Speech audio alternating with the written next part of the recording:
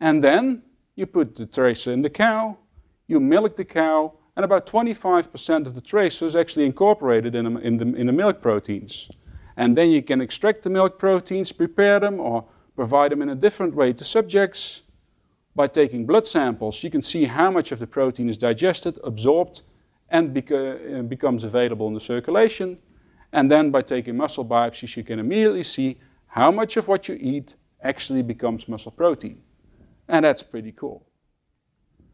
Because we actually made this protein with almost 30 to 40% label in it, so 40% of the phenylalanine in the milk proteins are being labeled, we can actually trace the protein throughout the entire body.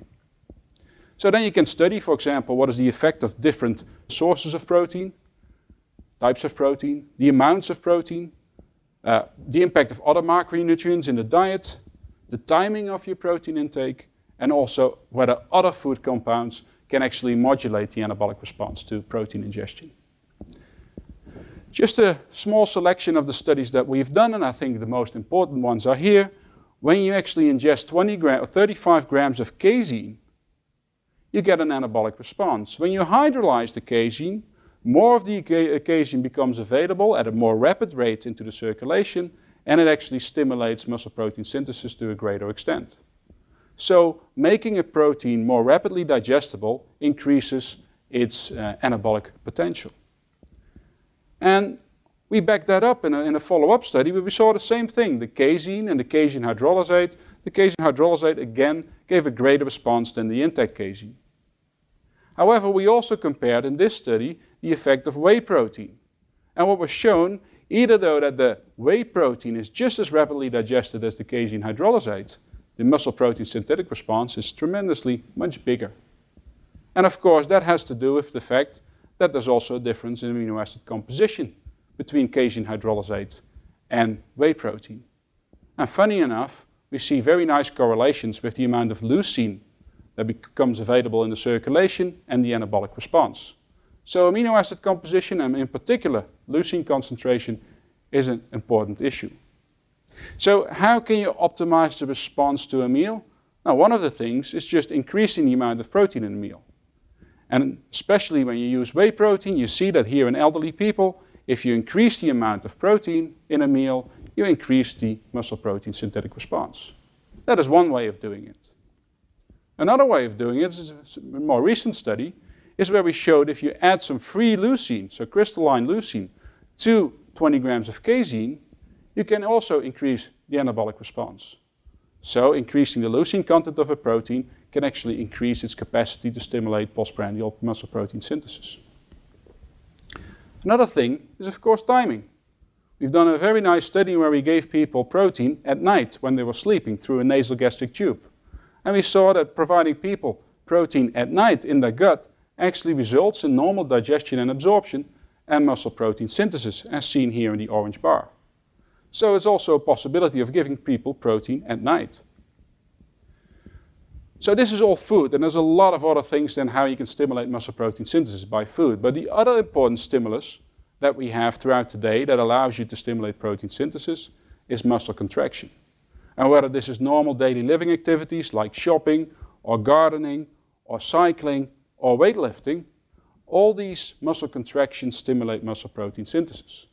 And what is interesting, if young and older people ingest 20 grams of casein, here depicted in the blue bars, you see about a similar response. These were healthy elderly, so the response is a bit the same. But what happens if you perform only 45 minutes of exercise before eating your protein? You see that about 20% more of the protein you ingest is actually incorporated in muscle protein. So ingesting protein or performing exercise before eating protein allows you more of the protein to be used for muscle protein synthesis. And that already tells you something about dietary intake requirements, and that you also always should assess those in the light of the type of patient or population and the amount of physical activity that they do. So in short, it's not only to optimize your muscle protein synthetic response, it's digestion, absorption, but also the amount of physical activity that you perform. All these factors work together, allowing you to stimulate muscle protein synthesis. So how relevant is this information now for the long-term anabolic response? And of course, that's an interesting one because translating acute studies to long-term studies is not always evident. The idea is that if you increase the anabolic response to each meal, as you can see here, you increase the response, and then on a 24-hour level, you get net muscle protein accretion, and in the long run, you increase muscle mass or you improve muscle mass maintenance. So you can do nutritional supplementation studies. And if you start doing something like that, you first need to assess what people eat. And in various elderly subpopulations in Holland, we see that they particularly don't eat much protein at breakfast. So if you supply protein, it might be smart to do it specifically at breakfast or prior to sleep. And if you provide extra protein for 6 months in frail elderly, we don't see an increase in muscle mass. What we do see is an increase in functional capacity. And that was an interesting finding. But, again, no large increases in muscle mass. Of course, another intervention that is very effective is exercise training. And we know that we can exercise train elderly people up to a very old age.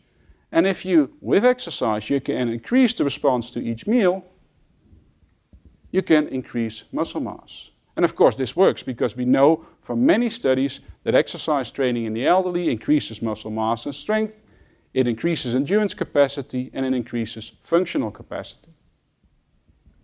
The big question is, can we combine exercise and nutritional interventions to optimize the effect? And we've done a lot of studies in the past, and most of them in healthy elderly were not as effective as we first thought. And for example, this is a study after 3 months of protein supplementation with exercise training. We saw an effect of exercise training, but no additional benefit of protein supplementation in healthy, active elderly. However, we just recently published this study in which we performed 6 months of resistance-type exercise training in a large group frail elderly people. When they were provided with a placebo, they increased in strength, but not in muscle mass. However, when they were provided with extra protein supplements, in this case milk protein, they further increased muscle mass, resulting actually in a net increase in muscle mass.